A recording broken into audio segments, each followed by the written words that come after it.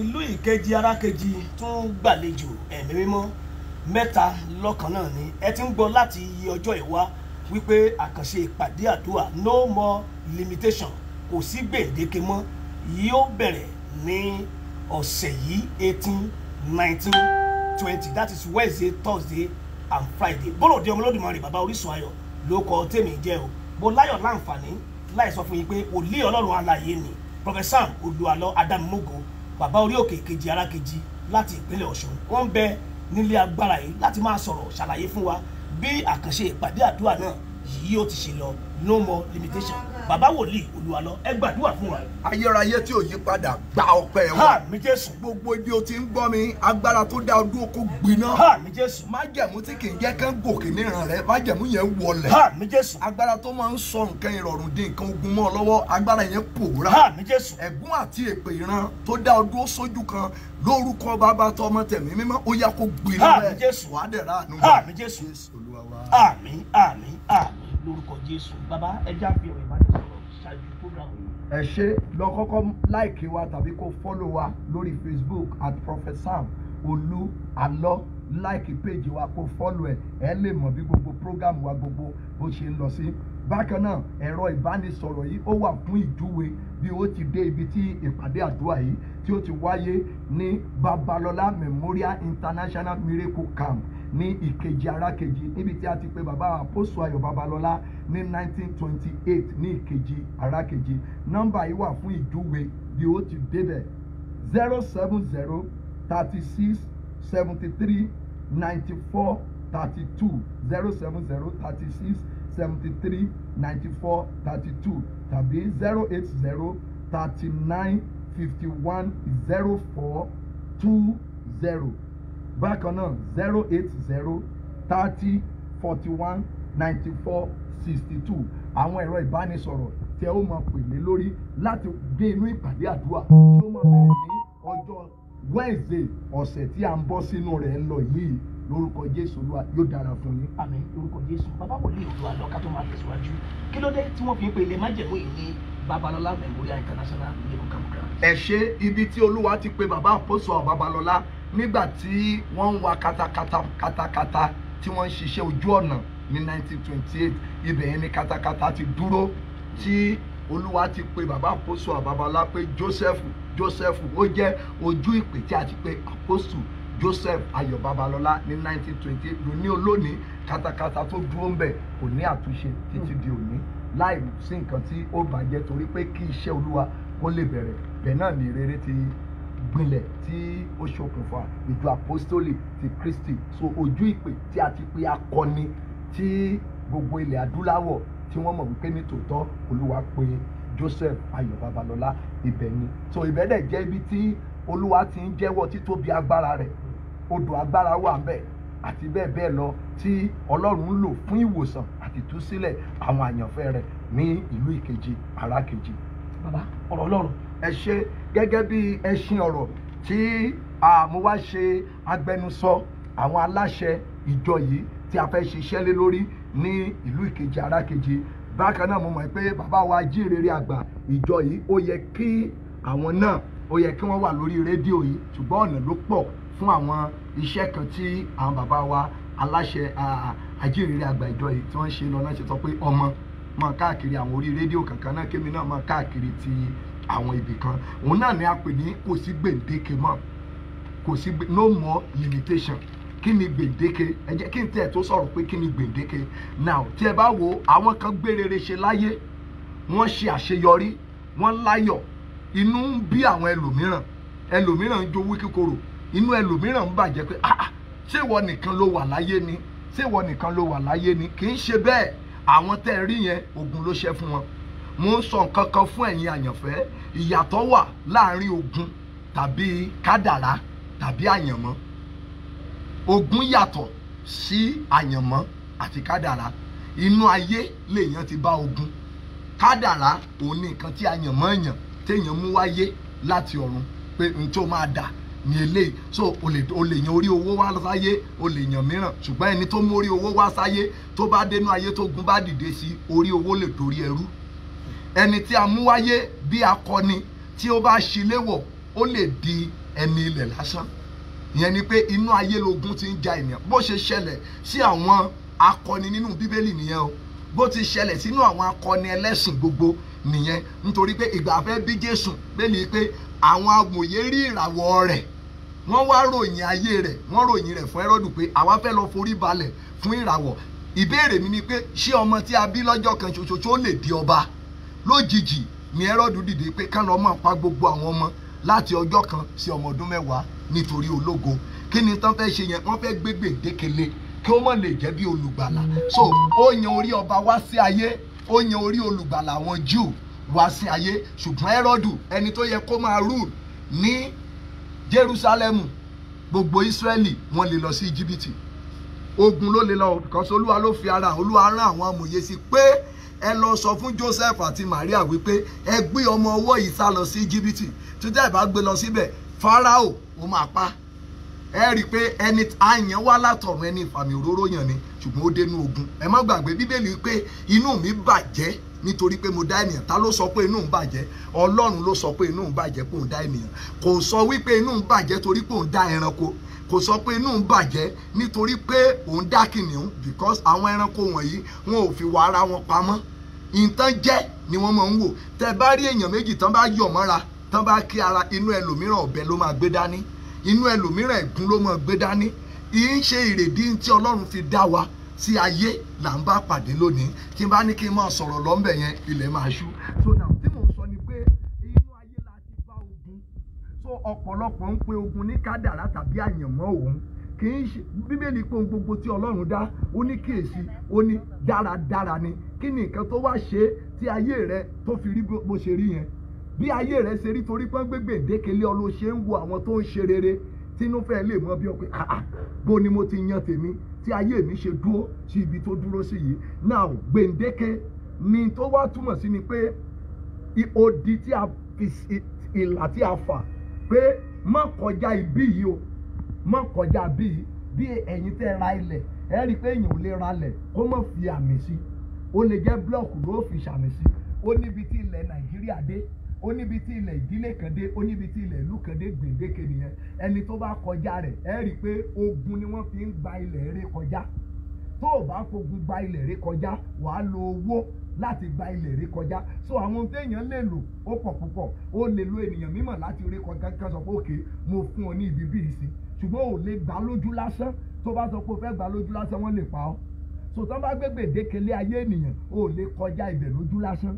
In tó máa mú kó kọjá ibẹ̀, òun náà ní agbára Ọlọ́run. In tó máa mú kó kọjá ibẹ̀, òun náà ní ipa àdúrà. Now ẹ jẹ́ ká wo Bíbélì, ká wo àwọn tí gbèǹdéke tó jà lógun nínú ìwé àwọn ọba kejì ní orí 6 láti ẹsẹ̀ kìíní. Ìwé àwọn ọba kejì orí 6 láti ẹsẹ̀ kìíní sí 7. A lè má kà tán o kí oníbíbélì wa yẹn kó tó dé. Àwọn tó máa ń gbé gbèǹdéke lé ayé ènìyàn, ẹ̀gún máa ń gbé gbèǹdéke lé ayé ènìyàn, èpè máa ń gbé gbèǹdéke lé ayé ènìyàn, ẹ̀ṣẹ̀ ó máa ń gbé gbèǹdéke lé ayé ènìyàn. Àwọn alágbára ibi òkùnkùn, èèyàn alọ́kọ ọ̀run tàbí aya ọ̀run, ó máa ń fi gbèǹdéke, ó máa ń fi lé ayé ènìyàn. So gbèǹdéke wọ̀nyí á wá dá ayé rẹ̀ dúró. Wàá wá máa lọ, wàá máa lọ́kọ lójú oorun, ṣùgbọ́n lójú ayé kò ní sọ́kọ.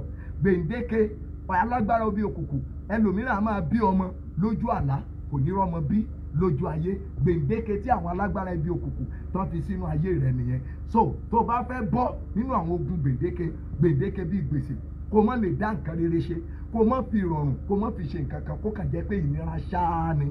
O nílò kó wà ní àdúrà. Ẹ jẹ́ ká gbọ́ nǹkan tí ọ̀rọ̀ Olúwa wí. Yes. Àwọn ọmọ wòlíì. Àwọn ọmọ wòlíì. Wí fún Èlíṣà pé. Wọ́n wí fún Èlíṣà pé. Ṣá wò náà. Wò náà. Ibi tí àwa gbé jókòó níwájú rẹ. Ibi tí àwa gbé jókòó níwájú rẹ. Ó wá jù fún wa. Ibẹ̀ yẹn á jù fún wa. Jẹ́ kí àwa kí ó lọ. Jẹ́ kí a lọ. Àwa bẹ̀ ọ́. Àwa bẹ̀ ọ́. Sí Jọ́dánì. Sí Jọ́dánì. Kí olúkúlùkù wa kí ó sì mú ìtì igi kankan wá. Kí olúkúlùkù wa lè mú ìtì igi kan wá. Jẹ́ kí àwa kí ó ṣe ibì kan. Ká wá ṣe ibì kan. Tí àwa ó máa gbé. Tí àwa ó máa gbé. Òun sì dáhùn wípé. Ó dá wọn lóhùn pé. Ẹ máa lọ. Ẹ máa lọ. Ẹnìkan sì wí fún un pé. Ta ló ní àmì àdúrà yìí?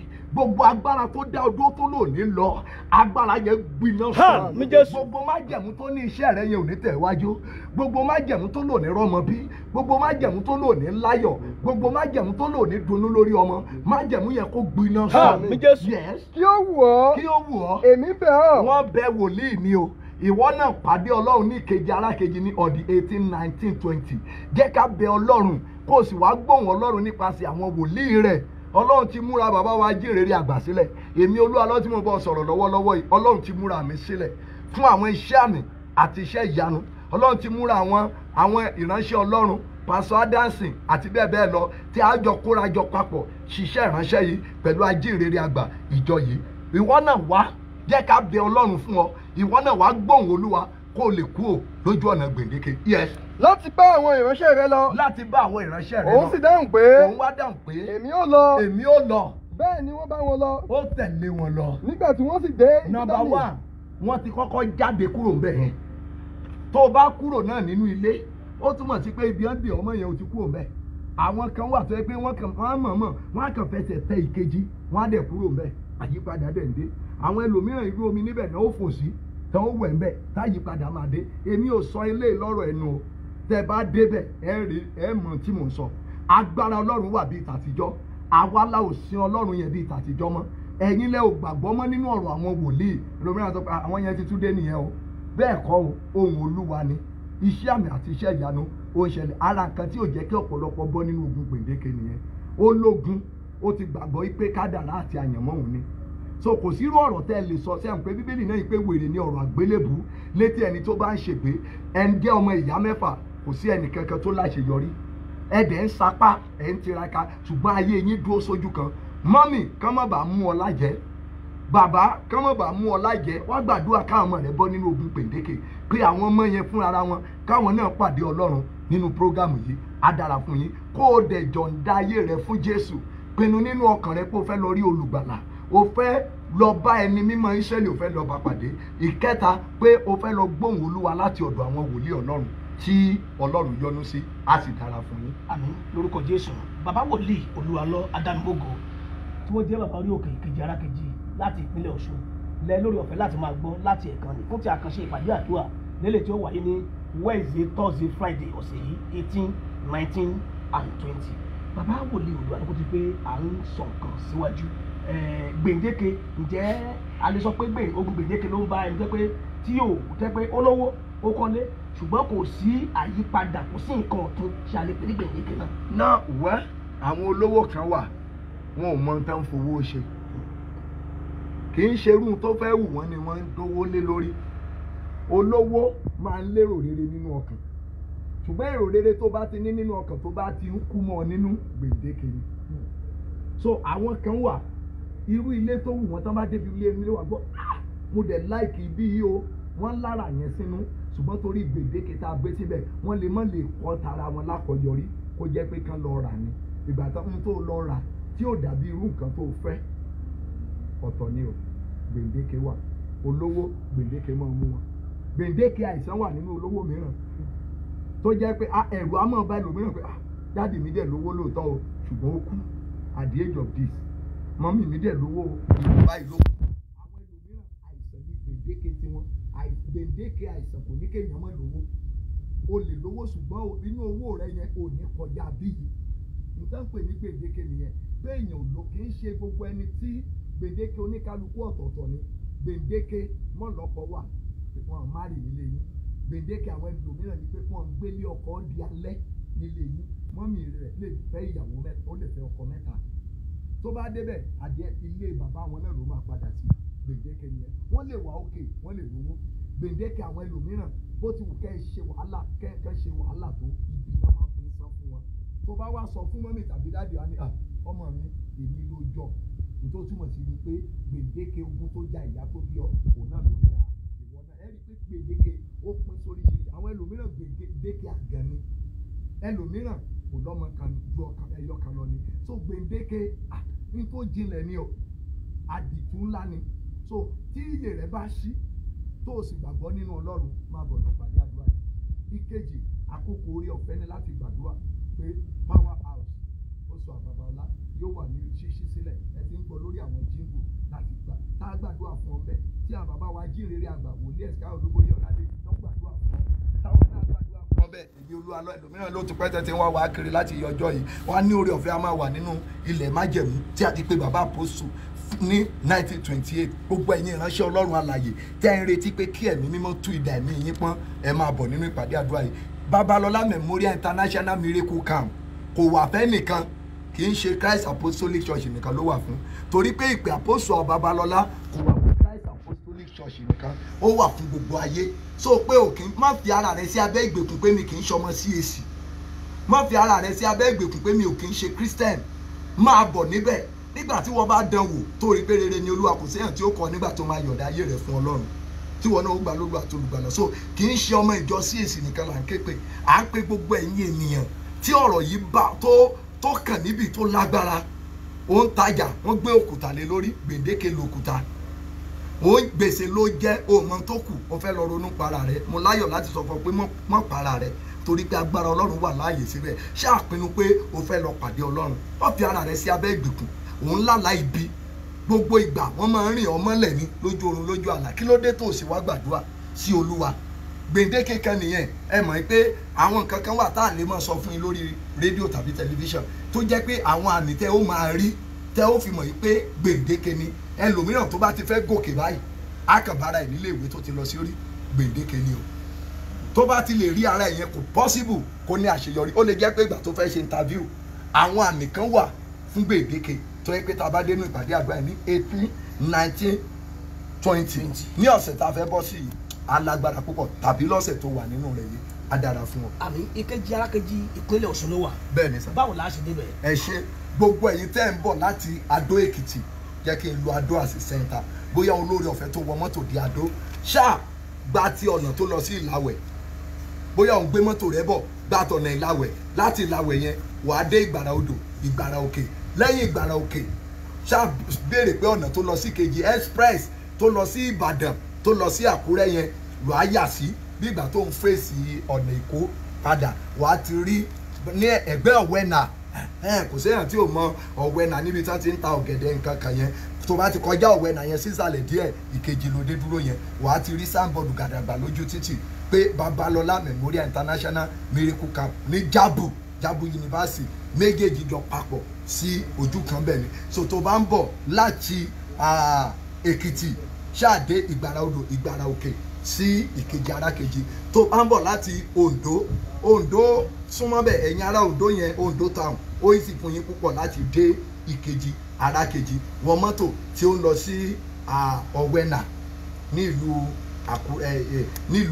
Lọ́ṣùn yín Lọ́ṣùn state wọn á gbé ọdẹ ìkejì arákejì because gbogbo èyí ń bẹ̀ ẹ̀ máa wá síbẹ̀ láti Ọ̀rẹ̀ wọ mọ́tò dé Oǹdó láti Oǹdó wọ mọ́tò tí ó ń lọ sí ìkejì arákejì láti ìlú Àkúrẹ́ mọ́tò dé ìkejì láti ìlú Àkúrẹ́ so tó bá ń gbọ́ wa láti Kwara yẹn wọ mọ́tò tó ń lọ sí Àkúrẹ́ bọ́ọ̀lẹ̀ sọ fún onímọ́tò yẹn pé o máa bọ́ọ̀lẹ̀ ní Ìgbàrà Òkè tó bá ti dé Ìgbàrà Òkè yẹn béèrè ibi tá ti ń wọ mọ́tò ìkejì sọ fún dírẹ́bà yẹn pé ẹnu géètì ló ti fẹ́ bọ́ọ̀lẹ̀ ó easy ẹ̀yin tẹ́ ń gbọ́ wa láti Ogun State wọ mọ́tò dé ìlú Ìbàdàn ní Ìwó road tó bá ti wọ mọ́tò dé Ìbàdàn Ìwó road gbé mọ́tò láti bẹ̀ tó ń lọ sí ìlú Àkúrẹ́ sọ fún dírẹ́bà pé ìkejì arákejì ló ti fẹ́ bọ́ọ̀lẹ̀ ó easy láti débẹ̀ lórúkọ Jésù Olúwa yóò dára fún mi. àmì ẹja kú so papọ̀ bí ìpàdé àdúrà náà yóò ti máa wáyé láti Wednesday Thursday Friday. ẹ ṣe Wednesday 18 nínú oṣù kọkànlá